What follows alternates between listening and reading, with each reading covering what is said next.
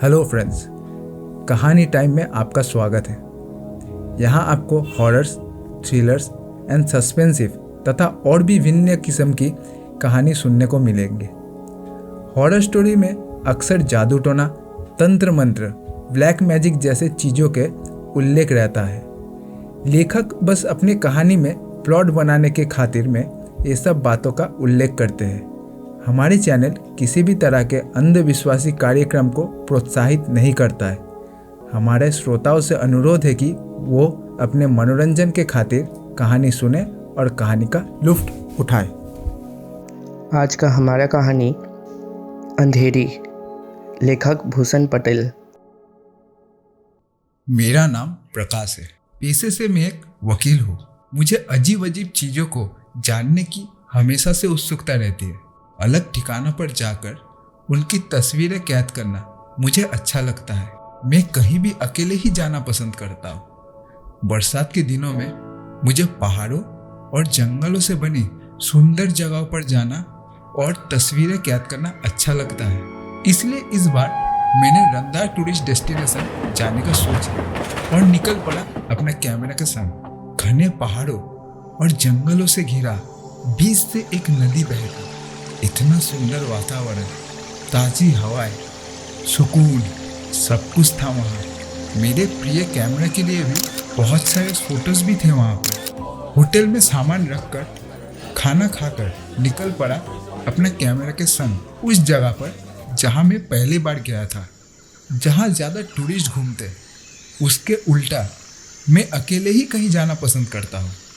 इसलिए मैं चल पड़ा अंदर आगे घने जंगलों में। फोटोज क्लिक करते हुए मेरे सामने एक पहाड़ी आ गई। पहाड़ी बड़ी थी तो चढ़ने में भी वक्त लगा, पर जैसे ही सबसे ऊपर पहुंचा मानो स्वर्ग सा मिल गया हो।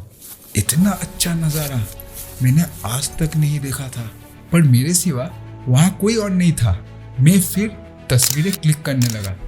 मैंने कैमरा की लेंथ भी बड़ी की ताकि दूर तक का दृश्य कैद कर सकूं। तभी मैंने देखा कि दूर नदी के उस पार जंगल में गांव भी था। कुछ दूर देखा कुछ मछुआरे मछली पकड़ रहे थे। मेरी उत्सुकता फिर जाग गई। शाम होने वाली थी, पर मैंने सोच लिया था सुबह जल्दी निकलकर वहां जाकर उन मछुआरे और गांव का फोटोज जरूर लूंगा। वापस होटल आकर मैंने उस जगह की होटल मैनेजर से पूछताछ की। सुनो, मैंने दूर एक जगह देखी, वहाँ एक गांव है और नदी में कुछ मछुआरे भी दिखे। वहाँ मुझे जाना है। कोई आसान रास्ता तुम्हें पता है? नहीं सर, वो जगह हमारे डेस्टिनेशन में नहीं आती है और वहाँ कोई नहीं जाता। उस गांव के मछुआरे कभी भी किसी को वहाँ आने नहीं देते। वो उनकी जगह है। आप यहीं घूम ले, वहाँ जाने की जरूरत नहीं। मैंने और ज़्यादा पूछना जरूरी नहीं समझा। कमरे में आ गया, पर मैंने ठान लिया था मैं ज़रूरी वहाँ जाऊँगा, चाहे वो जंगल के ही रास्ते क्यों ना हो। सुबह जल्दी में होटल से निकल पड़ा। अपने साथ खाने का कुछ सामान और अपना कैमरा साथ लिया। जंगल से गुजरते हुए और फोटोज क्लिक करते हुए, उस अद्भुत वातावरण के मजे लेते हुए आखिरकार मैं दोपहर 2 बजे उस नदी के स्थान पर पहुंच गया। गांव नदी के उस पार थी। नदी में कुछ मछुआरे मछली पकड़ रहे थे। शायद वो उसी गांव के हो। मैं आगे बढ़ा। एक मछुआरे को इशारा कर अपने पास बुलाया। बाबू, कौन हो तुम और यहाँ किस लिए आए हो? तो मैंने कहा, देखो, मुझे आपके और गांव के कुछ फोटोज क्लिक करने हैं। मुझे जरा उस पार छोड़ देंगे? सुनो, अब चले जाओ यहाँ से और इस तरफ दोबारा आने की कोशिश भी मत करना। वो गुस्से से मुझे घूरते हुए अपने नाव लिए वहाँ से चला गया, पर मैं भी कहाँ मानने वाला था। वही ठहरा रहा। कुछ घंटे बाद वो सभी मछुआरे गाँव की तरफ चले गए। मुझे भी जाना था, पर इतना दूर तैर के भी नहीं जा सकता था। मैंने अब वापस जाना ही बेहतर समझा। फिर तभी मैंने कैमरा निकाला और आसपास के फोटोज क्लिक करने लगा। तभी मुझे कैमरा की बड़ी लेंस से थोड़ी दूर पत्थर के पास कुछ पड़ा हुआ दिखा। मैं जल्दी उस तरफ दौड़ गया। मैंने देखा 2 बड़े पत्थर के पास एक छोटा नाव आकर फंसी थी। मेरी खुशी का ठिकाना नहीं था। शायद उसी ओर से कभी ये नाव अपने आप बहकर यहाँ फंस गई होगी। मैं नाव में बैठा और उसे नदी में चलाकर किसी भी तरह बड़ी कोशिशों से उस पार जा पहुंचा जहां गांव था। मैंने छिपकर ही फोटोज निकालना बेहतर समझा ताकि गांव वाले मुझे देख ना ले। बड़े बड़े हसीन खेत काफी सुंदर गांव था और दूसरी तरफ घना जंगल। रात हो गई थी। मैं अभी भी सबसे छिपा बैठा था। मैंने अपने साथ लाया खाना भी खाया। फिर मुझे गांव के तरफ से बड़े बड़े ढोल पीटने की आवाज सुनाई देने लगी। मैंने देखा गांव के सभी लोगों ने काले कपड़े पहने हैं। सभी इकट्ठा हुए हैं। 4 बकरियां एक साथ बांधकर उनकी पूजा कर रहे थे। फिर उन बकरियों को आगे कर पीछे ढोल बजाते हुए सभी गांव वाले उस जंगल की तरफ आगे बढ़ने लगे। मुझे ये सब देखकर बड़ी अजीब लगा। मैंने कैमरा लिया और चुपके से फोटोज क्लिक करते हुए उनके पीछे पीछे जाने लगा। काफी देर तक जंगल के अंदर सभी चलते जा रहे थे। तभी वो सभी रुक गए। फिर मैंने जो देखा पूरा हिल गया। उस जंगल में आगे भी और एक बड़ा जंगल था जो पूरा काला था। उसके पेड़ पत्तियां सभी काले, बड़े ही भयानक थे। फिर वो सभी एक साथ चिल्लाए, अंधेरी हमारी भेंट स्वीकार करो, अंधेरी हमारी भेंट स्वीकार करो। उन्होंने उन 4 बकरियों को उस काले जंगल में आगे छोड़ दिया। फिर सभी वापस गांव जाने के लिए निकले। अब मेरे मन में दुविधा थी कि मैं वापस गांव की तरफ जाऊं या उन बकरी के पीछे उस काले जंगल में। अभी मैंने सोच लिया उन बकरियों के पीछे जाऊंगा, देखूं तो सही वो कहाँ जाते हैं। कैमरा लिए मैं उस भयानक जंगल में घुस गया। बकरियां आगे बढ़ रही थी, मैं भी छिपते हुए आगे बढ़ रहा था। रात कीरो अपने भयानक आवाज़ों से अपनी कहर मचा रही थी। पहली बार ऐसे काला भयानक जंगल देख रहा था। उस भयंकर वातावरण में भी मैं अपनी आदत से मजबूर फोटोज लिए ही जा रहा था। काफ़ी देर तक बकरियां आगे बढ़ रही थी। अब तो शायद मैं वापस जाने का रास्ता भी भूल चुका हूँ। अचानक सभी बकरियां एक घने लंबे काले पेड़ के पास जाकर रुक गए। काफ़ी अजीब पेड़ था, उसमें काला द्रव्य भी बह रहा था। पेड़ की शाखाएं ऐसा थी कि मानो लंबी भयानक बालों से ढकी पड़ी है।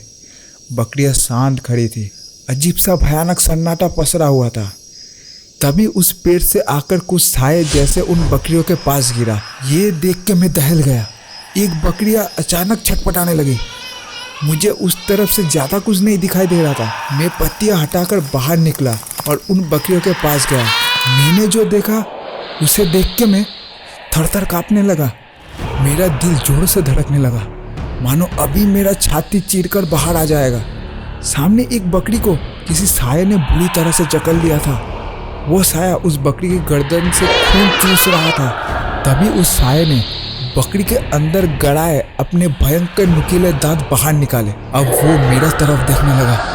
इस भयानक दांतों में खून साफ नजर आ रहा था। उसकी काली बड़ी बड़ी आंखें, लंबे भयानक बाल, मुंह खून से लथपथ, काला शरीर, बड़े नुकीले नाखून, बड़े ही भयानक चुड़ैल जैसी थी। मैं तो जैसे देख के सूनी पड़ गया था। आज मैंने किसी शैतानी ताकत को देख लिया था। वो उठ खड़ी हुई और गुस्से से भयानक आवाज़ निकलते हुए मेरे तरफ बढ़ने लगी। तभी मैंने खुद को संभाला और तेजी से काले जंगल की ओर भागने लगा। वो भी मेरे पीछे पड़ गई थी। शिकारी बिल्ली की तरह वो मेरे पीछे भाग रही थी। मैं चूहा बन छिपते हुए उससे बचने की कोशिश कर रहा था। एक बड़े पेड़ के पीछे छिपा बैठा वो गुस्से से मुझे खोज रहा था, मानो मेरे मिलने पर मुझे कच्चा खा ले। वो मैं डर रहे काँप रहा था। तभी वो चुड़ैल दूसरी तरफ से मुझे खोजने चला गया। मौका पाते ही मैं उसके विपरीत भागा। भागते भागते थक गया तो नीचे थोड़ा देर तक छिपकर एक पेड़ के पास बैठ गया। तभी कुछ खून के बूंदे उस पेड़ से आकर मुझ पे गिरने लगी। मैंने ऊपर देखा, मेरे रोंगटे खड़े हो गए। पेड़ के ऊपर अजीब तरह के शैतान उल्टे लटके हुए थे। उनके भयंकर शरीर से खून निकल के नीचे गिर रहा था। जली हुई भयानक चमड़ी और लाल चमकीते डरावने आंखें मुझे देख रही थी। अचानक सभी शैतान पेड़ से रेंगते हुए मेरे पास आने लगे। मैं फिर पूरी तेजी से वहाँ से भाग खड़ा हुआ। डर के पागलपन और ये सब भयानक शैतानों को देखकर मेरे रूह भी कांप उठी थी। उस काले जंगल में आकर मैंने बहुत बड़ी गलती कर ली थी। मैं उसमें से बाहर निकलने की रास्ता खोजने लगा। किसी तरह मैं अपनी जान बचाकर इस भयानक जंगल से निकल जाऊं। मैं डर से कांपते हुए आगे बढ़ रहा था। तभी अचानक कुछ दूर मुझे आग जलती हुई दिखाई दी। मैं उस आग के पास गया। मैंने देखा उस आग के चारों तरफ लाल साड़ी और घूंघट पहने कुछ महिला चक्कर लगा रही थी। मेरे जान में जान आई। मैं आग की ओर बढ़ा। और बोला, सुनिए, क्या आप मेरी मदद करेंगी? ये सुनते ही वो सभी महिलाएं रुक गई। एक साथ सभी का घूंघट उठने लगा। फिर मैंने जो देखा, मेरा पूरा शरीर मानो डर से कांपने लगा। उन सभी महिलाओं के सिर नहीं थे और कटे हुए भाग से खून बह रहा था। वो सभी मेरे और बढ़ने लगी। मैं फिर भागने लगा। अपने जिंदगी की सारी दौड़ मैंने आज ही कर ली थी। मैं फिर उस भयानक जंगल में इधर उधर भागने लगा। शायद आज मैं मरने वाला था। तभी फिर मुझे अपने सामने वही बकरी का खून चूसने वाली चुड़ैल गुस्से से घूरते हुए नजर आई। मैं फिर भागा, पर वो चुड़ैल भी अभी भी पीछे थी। भागते भागते मैं गिर पड़ा। वो चुड़ैल उड़ते हुए मेरे पास आने लगी। मेरा मरना अब तय था। वो भयंकर चुड़ैल मेरे पास आई। उसकी भयानक हाथ लगते ही मेरा शरीर पूरा डर से कांपने लगा और डर के मारे मैं बेहोश हो गया। अगली सुबह मैं चारपाई में लेटा था। मेरा आँख खुलते ही मेरे सामने गांव के कुछ लोग खड़े थे। उन्होंने मुझे पानी दिया। अब मुझे अच्छा महसूस हो रहा था। मैंने सारी घटना उनको बता दी। एक बुजुर्ग मेरे पास आए और बोले, बेटा, वो काला जंगल साबित है, वहाँ शैतानी शक्तियों का बसेरा है। तो मैंने कहा, उस चुड़ैल ने मुझे क्यों नहीं मारा? उसी ने तुम्हें बचाया और गांव के जंगल के बाहर आकर सुरक्षित छोड़ दिया। वो तुम्हें नुकसान नहीं बल्कि तुम्हें उस जंगल से बाहर निकालना चाहती थी। बेटे, जैसे इंसानों का अपना बसेरा होता है, वैसे ही शैतानी शक्तियों का भी अपना एक बसेरा होता है। वो उस काले जंगल की शैतानी रानी अंधेरी है, जिसे हम प्रसन्न करने हर महीना बकरियों को उनके जंगल में छोड़ के उन्हें बलि देते हैं। बदले में वो हमें उस जंगल में मौजूद शैतानी शक्तियों से हमें बचाते हैं और उन्हें सिर्फ उसी सीमित जगह तक रोक के रखती है, ताकि वो शैतानी शक्तियाँ इस पूरे इलाके पर हावी न हो पाए। हजारों सालों से वो हमें बचा रही है बेटे। हमारी खेती उसी की वजह से इतनी फूल फल पाती है। वो हमारी रक्षा करती है। उसी की शक्तियों का हमें फायदा होता है। हजारों सालों से उसे हम अपना ही मानते हैं। वो हमारे दुख दूर कर देती है। ये गांव उसी की वजह से खुशियों से संपन्न है। वो शैतान हुई तो क्या हुआ, उसी की वजह से हम सभी जिंदा हैं। ये सभी उसी का देन है। मैं मन ही मन उसे प्रणाम किया। अगर वो ना होती तो मैं उन शैतानों का शिकार बन जाता। अब मैं फिर कभी भी इस जगह आने की गलती नहीं करूँगा। ये आश्वासन मैंने गांव वालों को दे दिया। इसलिए गांव वाले भी किसी अनजान को वहां जाने नहीं देते हैं, ताकि उस पर कोई मुसीबत ना आए। उस दिन के बाद मैंने ठान लिया कि किसी भी अजीब चीजों को जानने के लिए इतनी भी गहराई में मत जाओ कि वो हमारे जान पर बनाए।